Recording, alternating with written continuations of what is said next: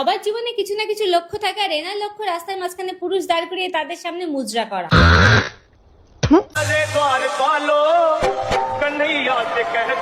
এ মনে করে পৃথিবীর সব গানে একই রকমের নাচ করা যায়, সেটা ভক্তিগীতি হোক কিংবা ভোজপুরি।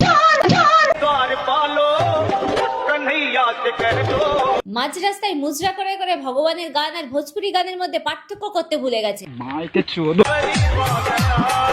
ভগবানের গানের মধ্যে তাল খুঁজে পেলেই সে এইভাবে রাস্তার মধ্যে পদ নাচাতে থাকবে, কিন্তু একে কেউ এইটুকু শিক্ষা দেয়নি যে ভগবানের গানেতে এইভাবে পদ নাচানো যায় না। फैमिली देखती है।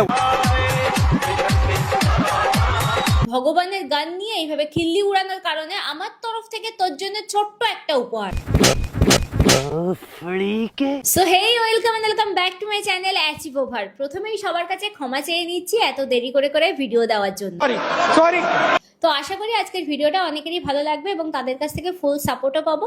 আর হ্যাঁ, ভিডিওটা শেষ পর্যন্ত দেখলে তবেই কিন্তু মজাটা পাবে। ভিডিও বন্ধ করবি না কিন্তু, নালে কিন্তু পিটে নিখে। সো ছোটরা ভিডিওটা শুরুর আগেই স্কিপ করে দাও, আর গুরুজনেরা কি চাইলে ক্ষমা ঘেন্না করে ভিডিওটা দেখে নিতে পারো। তো চলো শুরু করি। जहाँ जहाँ पड़े प्रभुर पद तलमल करे गो, तलमल करे गो। ভগবানের গান নিয়ে বারবার রাস্তার মধ্যে এরকম অসভ্যতা করার কারণটা কি?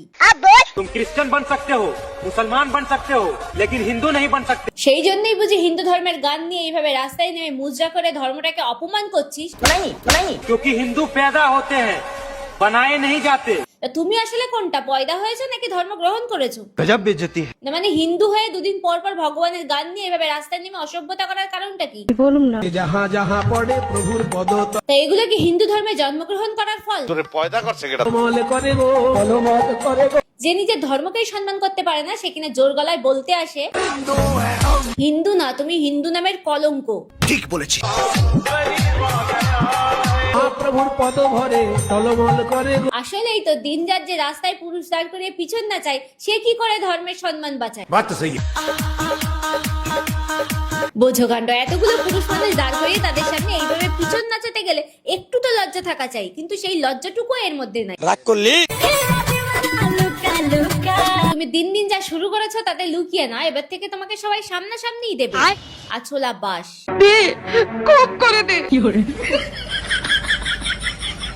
মানে এর জীবনে পিছন নাচানোটাই সব, সে রাস্তা হোক কিংবা বাড়ি, পিছন ওকে নাচাতেই হবে। এটা কি ছিল? ভালোই তো লাগছিল, তো হঠাৎ আবার খুলে দেখানোর কি হলো?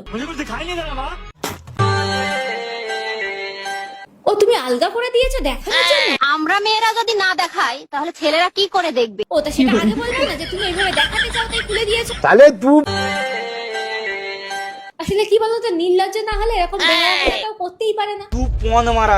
লাখ টাকার আইফোন আর 1000 টাকার জুতো রাস্তার মধ্যে এইভাবে বেয়াদবি করে বেড়ালে ওই 1000 টাকা জুতোই সবাই তোমার দিকে ছুড়বে।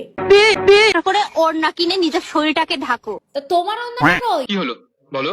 আমরা মেয়েরা যদি না দেখাই তাহলে ছেলেরা কি করে দেখবে? আচ্ছা, তাই ওন্না ফেলে দিয়ে রাস্তায় বসে পড়েছো দেখাতে? সোজাসুজি বলে দাও, এটা তোমার কমন নয়। করে ওড়না কিনে নিজের শরীরটাকে ঢাকো। বোঝো কাণ্ড, নিজের পদে ঘুমিয়ে উনি অন্যের পদে ঘুরাতে এসেছে।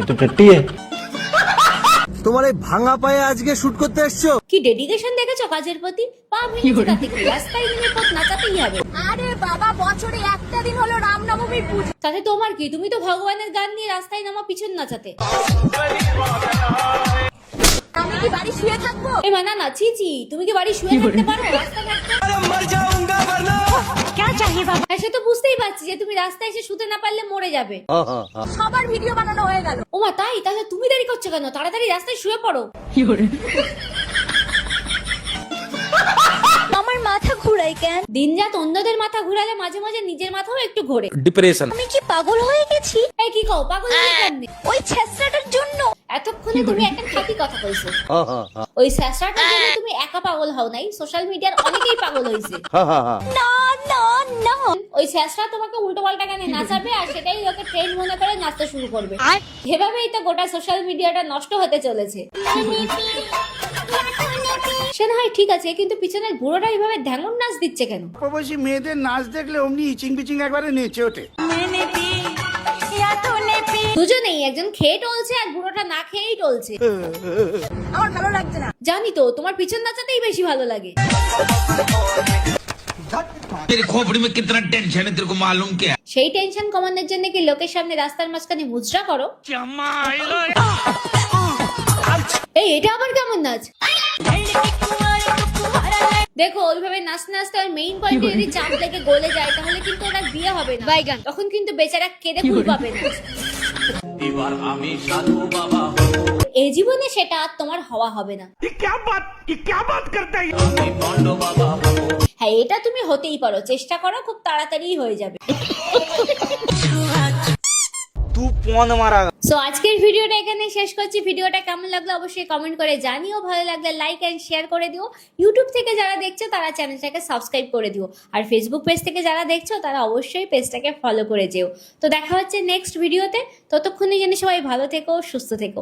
Tata, bye bye.